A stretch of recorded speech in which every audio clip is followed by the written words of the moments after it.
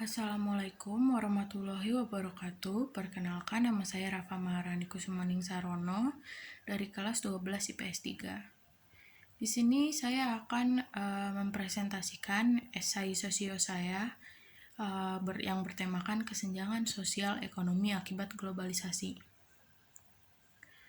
Stratifikasi sosial kerap kita rasakan sejak masa kerajaan dan sepertinya tidak memudar seiring berjalannya waktu.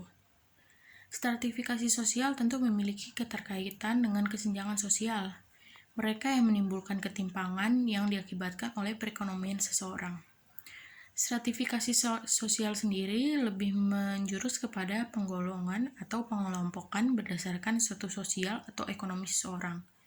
Sedangkan kesenjangan sosial adalah dampak dari adanya stratifikasi sosial. Kesenjangan sosial berarti menimbulkan kesenjangan atau ketimpangan sosial seperti kecemburuan, diskriminasi, dan konflik sosial lainnya antar masyarakat. Terlebih lagi di era globalisasi ini, tentu kesenjangan sosial lebih tajam dan bahkan lebih terasa di lingkup jangkauan dunia. Dengan perkembangan teknologi yang layaknya keajaiban ini, hal yang kita pikir tadinya tidak mungkin terjadi, bisa saja terjadi di era ini. Semuanya serba canggih, mewah, modern, inovatif, unik, baru, dan mengagumkan. Dan tentu saja tidak terlepas dari meningkatnya tingkat konsumsi di bidang perekonomian masyarakat. Era globalisasi memang sangat menakjubkan, tetapi bukan berarti tidak ada hal negatif yang ditimbulkannya. Salah satunya seperti kesenjangan sosial ini. Dengan adanya era globalisasi, masyarakat menjadi lebih menggebu-gebu dan berbondong-bondong untuk menonjolkan dirinya dan berusaha untuk tidak ketinggalan tren atau zaman. Hal ini menimbulkan sisi negatif yang mendorong seseorang untuk melakukan segala cara agar bisa mengikuti perkembangan zaman ini, yang setiap harinya terus berkembang sangat pesat. Hal ini juga membuat bertambahnya tingkat kriminalitas seperti penyalahgunaan kekuasaan dan keuangan dalam berbagai bidang seperti di bidang hukum, pendidikan, politik, pekerjaan, pembangunan, dan hal-hal duniawi lainnya. Dengan adanya perekonomian yang membadai, masyarakat bisa seenaknya berperilaku curang walau sebenarnya itu tentu dilarang. Namun, mayoritas orang bisa tiba-tiba buta jika menyangkut dengan perekonomian. Seseorang bisa menggunakan otoritasnya dan keuangannya untuk melakukan apapun. Contohnya dalam hukum. Seorang pejabat besar bisa saja dikenakan sanksi minimum atau diloloskan begitu saja dengan ditutupi dengan berbagai macam alibi karena sogokan dan kedudukannya. Padahal bisa saja dia melakukan suatu tindak pidana yang cukup berat. Sedangkan ada kasus seorang nenek bernama Nenek Asyani yang mengambil 2 batang pohon jati untuk dijadikan tempat tidur saja, divonis 1 tahun 3 bulan penjara dan dikenakan denda yang cukup besar pula. Nenek ini divonis penjara karena didakwa mencuri 2 batang pohon jati milik perhutani. Padahal beliau membantah bahwa lahan itu milik almarhum suaminya 5 tahun silam. Kasus memilukan ini juga didapati oleh nenek bernama Nenek Saulina Borusitorus atau yang sering disapa Opu Lindu. Beliau divonis 1 bulan 14 hari penjara karena menebang pohon durian sebesar 5 inci milik kerabatnya yang akan dijadikan makam leluhurnya. Banyak sekali kasus memilukan yang lainnya yang tentunya bukan hanya terjadi di Indonesia saja. Benar-benar menggambarkan hukum di negeri ini itu tumpul ke atas dan tajam ke bawah.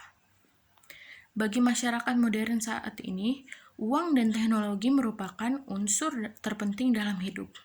Karena kedua hal itu dianggap bisa menentukan berada di kelas sosial manakah kita. Padahal hal seperti itu tidaklah akurat.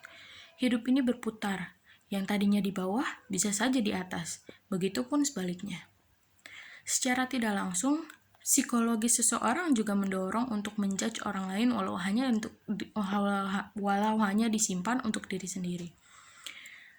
Jika sedang di atas dan jika tidak terkontrol dan merasa dirinya sedang berada di posisi atas, bisa timbul perasaan bangga dan memamerkan diri sendiri, dan akhirnya melakukan hal yang tidak terpuji kepada orang lain seperti mengejek, merendahkan, atau menjelek-jelekan orang lain.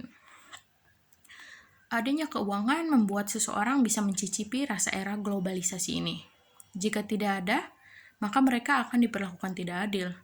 Contohnya saja, jika golongan menengah, terlebih lagi golongan bawah, tidak memiliki keuangan yang cukup, maka mereka tidak bisa mencicipi rasa era globalisasi ini. Seperti di bidang pendidikan, terlebih lagi di masa pandemi ini, yang sangat dibutuhkan yang namanya the power of globalization untuk bisa mengakses pendidikan lewat internet. Namun, masih banyak anak-anak golongan menengah dan bahkan bawah yang tidak bisa merasakan hal itu. Masih banyak lagi fasilitas-fasilitas di era globalisasi, namun mereka tidak bisa merasakannya karena faktor perekonomian yang kurang memadai. Meskipun sudah memadai, globalisasi terus berkembang setiap harinya. Dan kita terus berusaha mengejar serta menyesuaikan diri dengan keaktifan era globalisasi ini. Dan tentu globalisasi tidak akan pernah berhenti untuk menunggu agar kita semua bisa merasakannya. Jadi kesimpulannya, globalisasi bisa menimbulkan dampak yang sangat besar bagi lingkup kehidupan dunia, terlebih lagi di bidang ekonomi. Perkembangan yang dimilikinya menimbulkan beberapa perubahan dari yang ada menjadi tidak ada, yang dari yang sudah ada menjadi lebih kuat lagi dan jangkauan serta efek skalanya lebih luas.